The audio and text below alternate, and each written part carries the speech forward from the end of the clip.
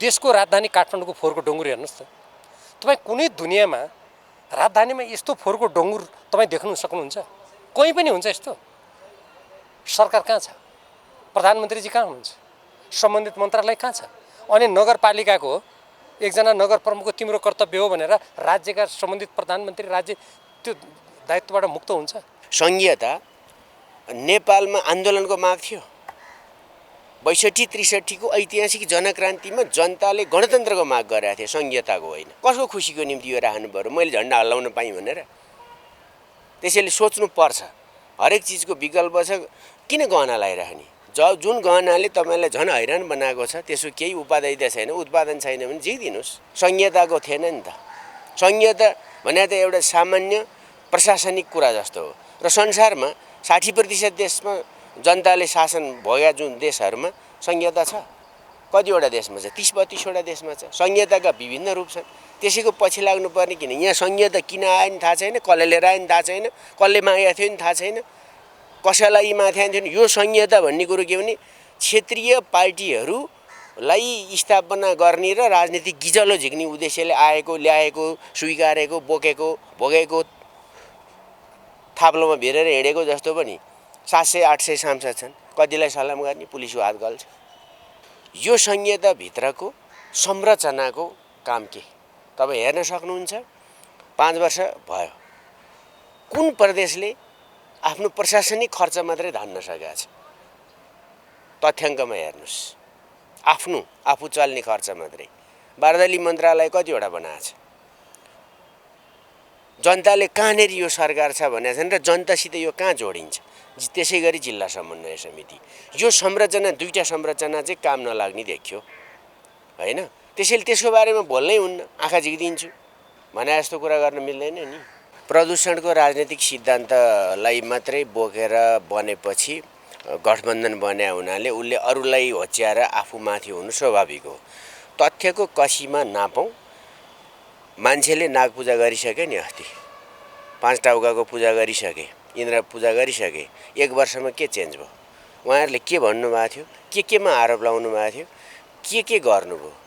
ती घटना उहाँहरूको तपाईहरुले नि समीक्षा गर्नुहोस्, आम जनताले नि समीक्षा गरेका छन्। त्यसैले हामी कसैको कोही होचो भएर हामी अग्लो हुन्छौँ भन्ने आधारमा नेकपा एमाले राजनीति गर्दैन। आफ्नो अडान, आफ्नो दृष्टिकोणको आधारमा गर्छ। परराष्ट्र सम्बन्धमा यो सरकार 100% फेल भयो। त्यो कुरा ऐतिहासिक तथ्यहरू र घटनाहरूले पुष्टि गरेका छ। मुलुकको अर्थतन्त्रलाई गति दिने कुरामा यो सरकार पुरै फेल भयो। त्यसैगरी महँगी नियन्त्रणमा फेल भयो, सुशासनमा फेल भयो। केमा सफल हुनुभएको थियो उहाँहरू भने हिजो प्रश्न उठाउन सफल हुनुभएको थियो, जवाफ दिन सफल हुनुभएको थिएन। त्यसैले कयौं केसहरू यस बीचमा आएका छन्, तपाईहरुले पनि देख्नु भएको छ। त्यसैले उहाँहरूले अब गठबन्धनदेखि गठबन्धनसम्म जाने स्वार्थी झुण्डको बारेमा हामीलाई केही भन्नु छैन। त्यो कुनै विचार होइन, त्यो कुनै एजेन्डा होइन, त्यो कुनै राजनीति होइन।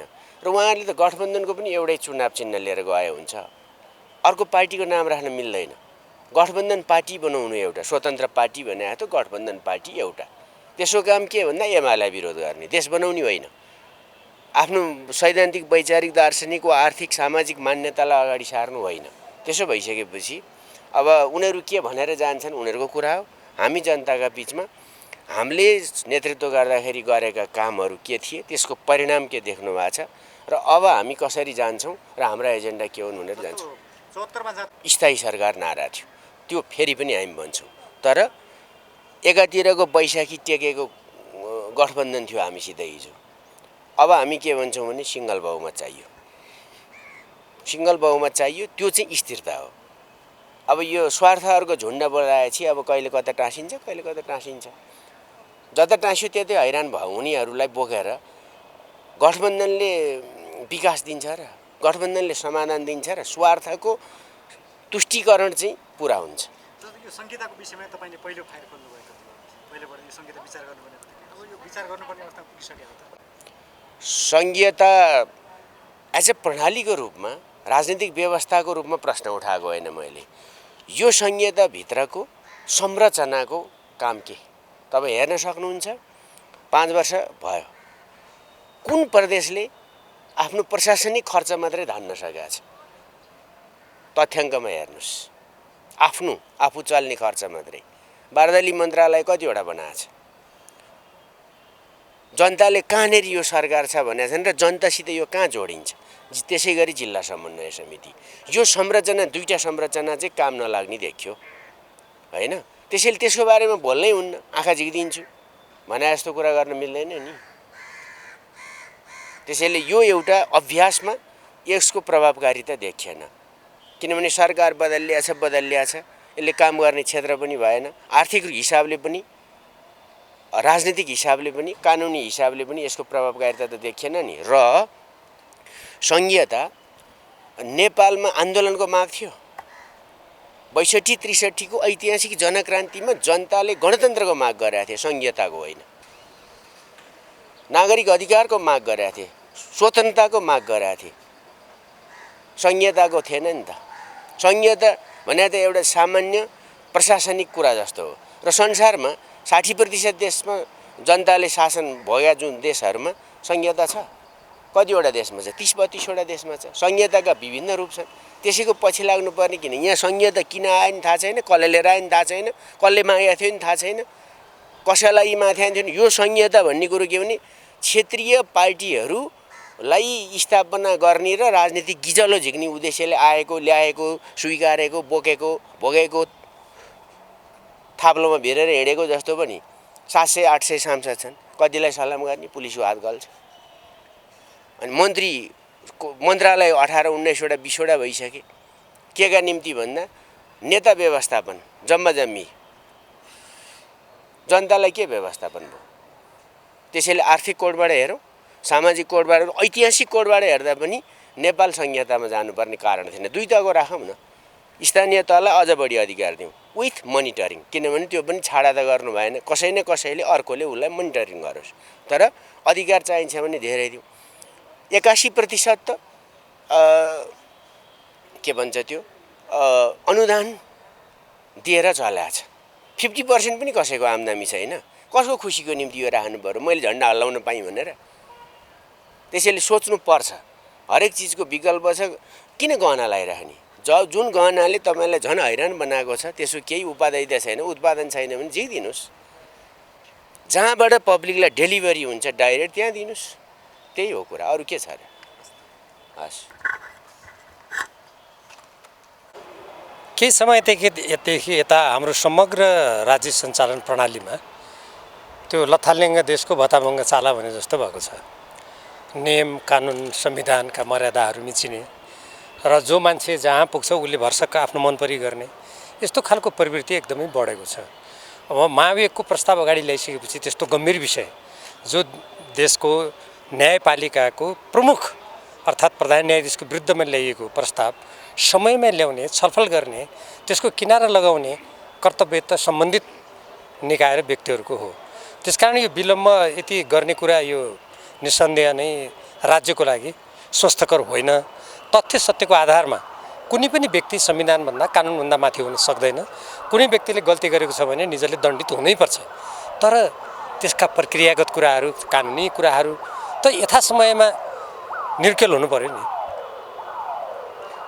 अब दलहरू निर्वाचनमा जाँदैछन्, एकातिर सत्ता गठबन्धन छ, अर्कोतिर नेकपा। सबभन्दा महत्त्वपूर्ण कुरा, हामीले नेपालको संविधान बनाउँदा यो बहुदलीय प्रणालीलाई जसरी अगाडि बढाउने भनेका छौँ, संविधानको धारा 269 सम्मान, दर्शन, विचारधारा, कार्यक्रम भएका व्यक्तिहरू पार्टीको रूपमा एक ठाउँमा आउँछन् र त्यस्तै कुराहरूलाई उल्लेख गरेर सम्बन्धित पार्टीले निर्वाचन आयोगमा विधान र घोषणापत्र दर्ता गर्नुपर्छ र राजनीतिक दलले त्यो घोषणापत्रमा लेखेको कुरा प्राप्त गर्नुको लागि तदनुसार काम गर्नुपर्छ भन्ने कुरा नेपालको संविधानमा उल्लेख छ।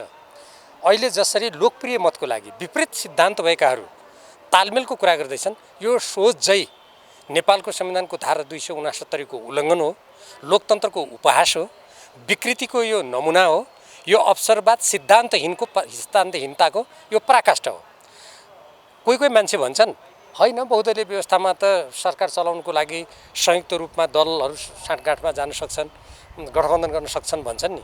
त्यो त प्रत्येक राजनीतिक दलले निर्वाचनमा मैले विपरीत सिद्धान्तको कुरा गरिरहेको छु है। समान सिद्धान्त समान कार्यक्रम भएकाहरू त एउटै पार्टी पनि बनाउन सक्ने भए, जस्तो पहिले तत्कालीन नेकपा एमाले र नेकपा माओवादीले गर्यो, त्यो त समान सिद्धान्तको आधारमा गरे हो नि।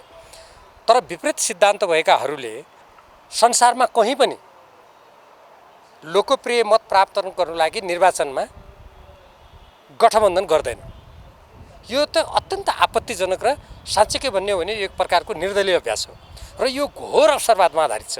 तपाईँले जुन कार्यसूची के त्यसको विषय के भन्नुभयो, विषय दुईटा छ, जसरी पनि जित्ने, जितेर गएर जसरी पनि पदमा जाने र आफ्नो स्वार्थ पुरा गर्ने, यसको अरू कुनै औचित्य नै छैन। यदि देशको चिन्ता भएको भए, म सानो उदाहरण दिन्छु, धेरै पर पनि जानु पर्दैन। देशको राजधानी काठमाडौँको फोहोरको डोङ्गुरी हेर्नुहोस् त। तपाईँ कुनै दुनियाँमा राजधानीमा यस्तो फोहोरको डोङ्गुर तपाईँ देख्नु सक्नुहुन्छ? कहीँ पनि हुन्छ यस्तो? सरकार कहाँ छ? प्रधानमन्त्रीजी कहाँ हुनुहुन्छ? सम्बन्धित मन्त्रालय कहाँ छ? अनि नगरपालिकाको एकजना नगर प्रमुखको तिम्रो कर्तव्य हो भनेर राज्यका सम्बन्धित प्रधानमन्त्री राज्य त्यो दायित्वबाट मुक्त हुन्छ? आफ्नै घर अगाडि, आफ्नै निवास अगाडि फोहोरको डोङ्गुर गनाउने कुराप्रति संवेदनशील नभएका व्यक्तिहरूले अनि निर्वाचनमा तालमेल गरेर देशको लागि चिन्ता गरेर गरे होला भनेर कोही पत्याउँछ? त्यसैले सबभन्दा पहिलो कुरा त यो तालमेलमा यदि समान सिद्धान्त विचार भएका दलहरू जान्छन्, जस्तो निर्वाचन आयोगले भनेको छ नि, यो निर्वाचन सम्बन्धी ऐनमा समान विचारधारा दल कोही एउटै पार्टी बनाउने, एउटै संसदीय दल बनाउने हो भने एउटै निर्वाचन चिन्ह पनि दिन सकिन्छ भनेको छ नि। तर के हुन्छ, एउटै निर्वाचन चिन्ह लिएर गइसकेपछि त्यो त एउटै दल हुन्छ, एउटै संसदीय दल हुन्छ, एउटै व्यक्तिको निर्देशनमा चल्नुपर्ने हुन्छ। त्यो त समान दर्शन विचारधारा र कार्यक्रम भएकाहरू एकसँगै जान सक्छन् भन्ने संविधानको भावना अनुरूप हो त्यो।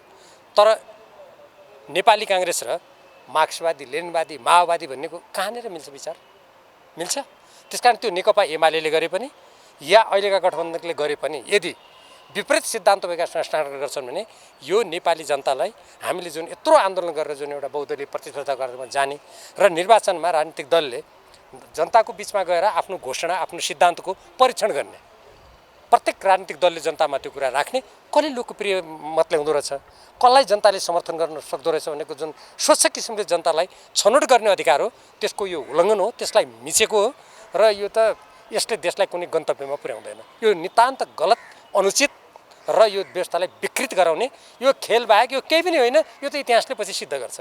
समितिले अहिलेसम्म आफ्नो बिजनेस प्राप्त गरेका थिएन।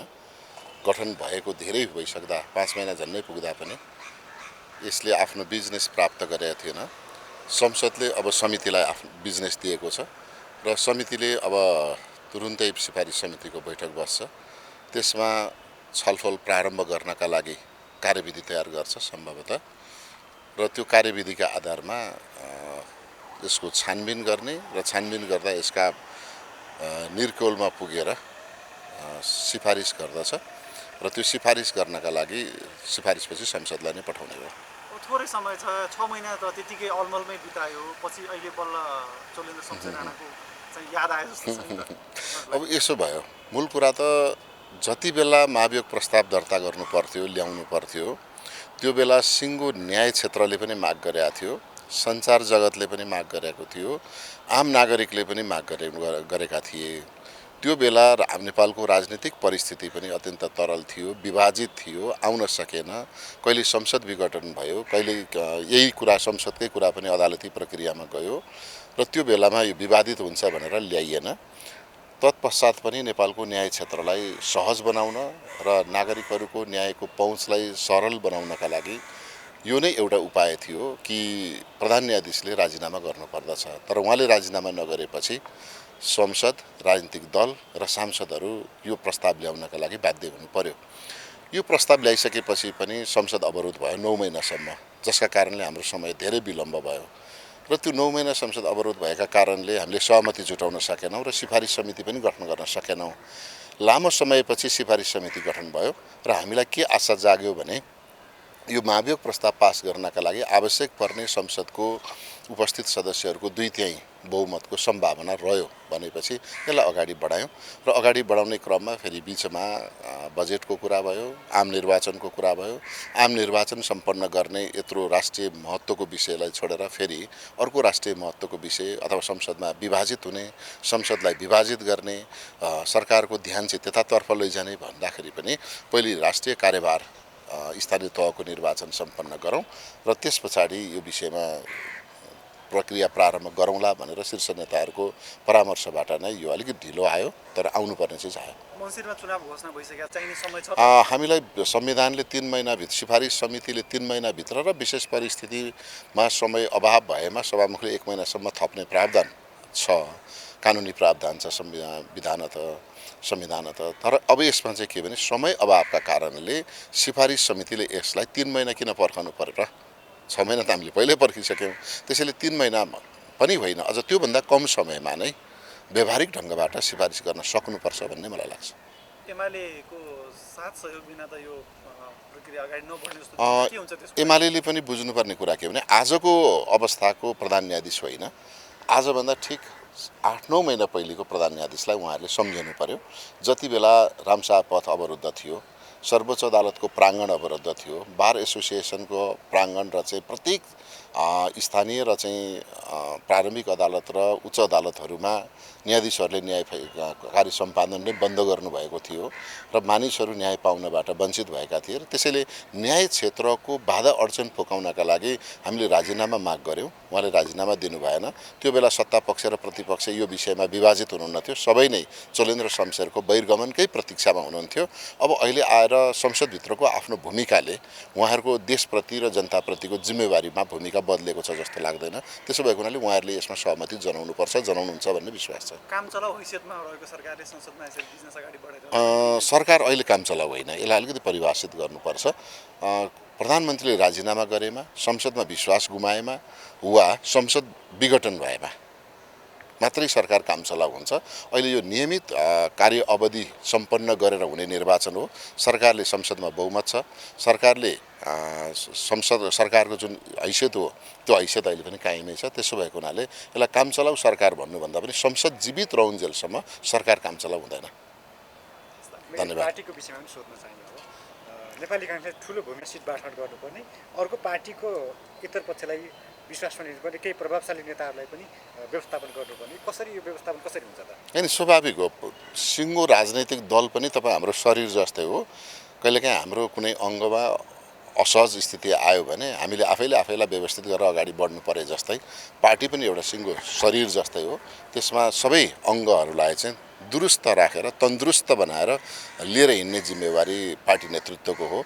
त्यसका लागि वाद विवाद संवाद यी 3टा कुराहरूबाट हामी अगाडि बढ्छौँ। नेतृत्वले संवाद गरेर सबै कुरालाई मिलाएर निर्वाचनमा पार्टीलाई तन्दुरुस्तीका साथ, अत्यन्तै सशक्त भूमिकाका साथ पार्टीलाई चाहिँ एकदम फुर्तिलो ढङ्गबाट निर्वाचनमा लिएर जान्छौँ। जस्तो नेपाली काङ्ग्रेस अहिले सत्ता पक्षसँग चाहिँ नेकपा एमाले संसद विघटन गर्यो भन्ने एउटा एजेन्डा छ। जनतालाई देखिने, जनतालाई देखाउने, हामीले यो गऱ्यौँ, यो गरेका थियौँ, अब यो गर्छौँ भन्ने खासै एजेन्डा होइन। संसद विघटनपछि पुनर्स्थापित संसदबाट 5 दलीय गठबन्धनका आधारमा बनेको वैकल्पिक सरकार हो र यो सरकारले मुख्य कार्यभारहरू पुरा गर्दैछ। निर्वाचन गर्ने, त्यस पछाडि आएर जनताका अधिकारहरूलाई चाहिँ सुनिश्चित गर्ने, संविधानलाई व्यवस्थित गरेर ट्र्याकमा ल्याउने, व्यावहारिक कार्यान्वयन गर्ने र लामो समय संसद अवरोध र विघटन विविध कुरा भएर चाङमा रहेका विधेयकहरूलाई भटाभट हामीले चाहिँ पारित गर्दैछौँ, विधेयक कानुन बनाउँदैछौँ। त्यसो भएको हुनाले सरकारले केही गरेन होइन, सरकारले सक्ने जति धेरै गर्यो भनेर बुझ्नुपर्छ। धन्यवाद। काङ्ग्रेसले अहिले चाहिँ एउटा एजेन्डा मात्रै भनिरहेको छ कि अघिल्लो सरकारले चाहिँ संसद विघटन गरेको बेलामा त्यो मात्रै एजेन्डा देखाइरहेको छ। के एजेन्डा दिएर जान्छ?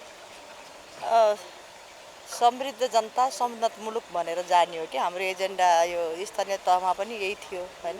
यो मुद्दा उठाएका थियौँ। अहिलेको मुद्दा त समृद्धि र विकासै हो नि। लोकतन्त्रको संस्थागत विकास होइन, सिंहदरबारको अधिकार गाउँघरमा लैजाने, समृद्धिको कुरालाई नै काङ्ग्रेसले बेसी प्रमुख मुद्दा बनाएर जान्छ। सिट व्यवस्थापनको लागि पहिलो आधार भनेको अहिले स्थानीय तहमा प्राप्त गरेको मत परिणाम, 74 तर्को मत परिणाम, यो सबैलाई हेरेर चाहिँ सिटको बाँडफाँड हुन्छ।